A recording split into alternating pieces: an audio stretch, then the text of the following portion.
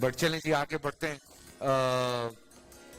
میں صبح ایک سوال ہوا, ایک بھائی کا سوال آیا تھا, یہ میں خاص طور سے علامہ صاحب آپ سے اور حنیف بھائی آپ سے, یہ میرا دونوں سے سوال ہے, بیکاز دونوں ہی یہاں پہ موجود ہیں, تو میں نے کہا ان دونوں کو یہ سوال پھینک رہا ہوں میں.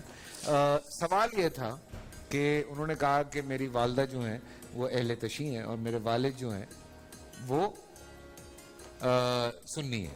تو کہتا میں بڑا کنفیوز ہوں, بیکاز بچپنے سے لے کے آج تک یہ کنفیوژن ابھی تک چل رہا ہے کہ میں کس طرف جاؤں. کچھ چیزوں میں بہت مائنر سی چیزیں ہیں, لیکن کہتا تھوڑی بہت کنفیوژن رہتی ہے. پہلے علامہ صاحب سے اس سوال کا جواب لے لیتے ہیں, پھر میں آپ کی طرف آ جاؤں گا.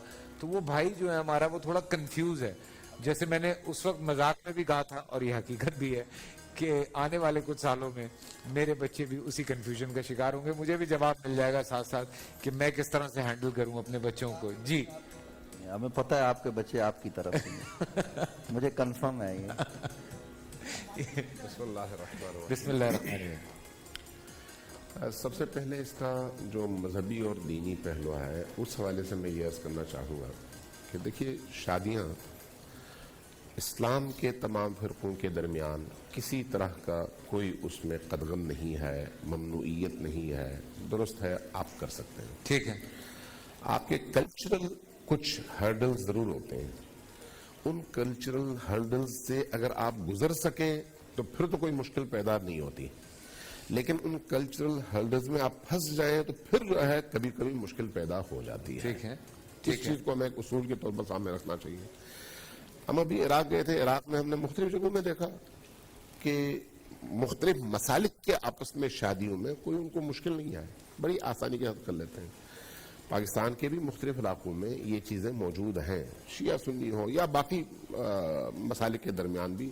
شرط یہ ہے کہ لا الہ الا اللہ محمد رسول اللہ کہتے ہیں اور اللہ کے دین پر ایمان رکھتے ہوں اور مسلمان ہوں. جہاں تک ہمارے ہاں بعض اوقات حساسیت پیدا کر دی جاتی ہے, اس میں یہ عرض کروں گا, دیکھیں انسان کی کچھ ترجیحات ہوتی ہیں, ان ترجیحات میں سب سے پہلی ترجیح سب سے قیمتی چیز ہوتی ہے, اور وہ ہے انسان کی توحید. بالکل, وہ ہے انسان کی رسالت.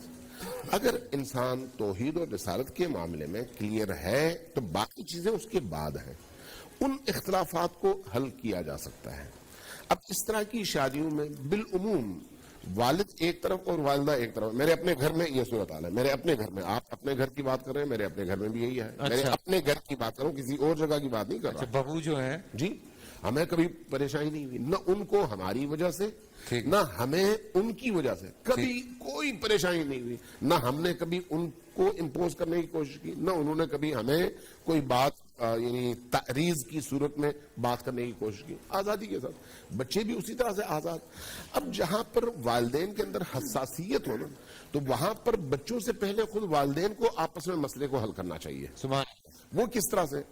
والد اپنے دلائل دے, والدہ اپنی دلائل دے, بچہ جس دلیل کو قوی اور مضبوط سمجھے اور اس کی سمجھ میں آئے اس پر عمل کرے, بات ختم ہو گئی. جبر آپ بھی نہ کریں. ٹھیک ہے, چونکہ انسان اپنے رب کے حضور اپنی عقل, اپنے فہم اور اپنے ادراک کے حوالے سے ذمہ دار. چھوٹی چھوٹی چیزیں ہیں. اب بچہ باپ کو نماز پڑھتے ہوئے دیکھتا ہے, وہ ہاتھ باندھ کے نماز پڑھ رہا ہے یا ہاتھ کھول کے نماز پڑھ رہا ہے. بچہ ماں کو نماز پڑھتے ہوئے دیکھتا ہے, ماں یا تو ہاتھ کھول کے نماز پڑھ رہی ہے یا ہاتھ باندھ کے نماز پڑھ رہی ہے. تو یہ ایک کنفیوژن آتا ہے. پھر اس کے بعد اسپیشلی رمضان میں اگر ہم دیکھتے ہیں تو باپ جو ہے وہ پہلے روزہ کھول رہا ہے یا باپ بعد میں روزہ کھول رہا ہے, ماں پہلے روزہ کھول رہی ہے یا ماں بعد میں روزہ کھول رہی ہے. تو بچوں کو تھوڑا سا, اب یہاں پر میں عرض کروں, دیکھیں 4 فقہوں میں اہل سنت کے, مالکی تو ہاتھ کھول کے نماز پڑھتے ہیں شیعوں کی طرح سے, شیعہ ان کی طرح سے. اس کا مطلب ہے ہاتھ کھولنا اور باندھنا یہ تو معیار نہ ہوا نا. خود ایک ہی مسلک کے مختلف فرقوں کے اندر اگر سینے پر, ناف پر اور کھول کر نماز پڑھنا جائز ہے تو پھر دیکھنے والے کو تو یہ سمجھانے کی ضرورت ہے کہ چاہے اس طرح پڑھو یا اس طرح پڑھو, نماز ہو جاتی ہے. تم دلیل کے ساتھ پڑھو, تمہارے پاس جو بھی دلیل ہو.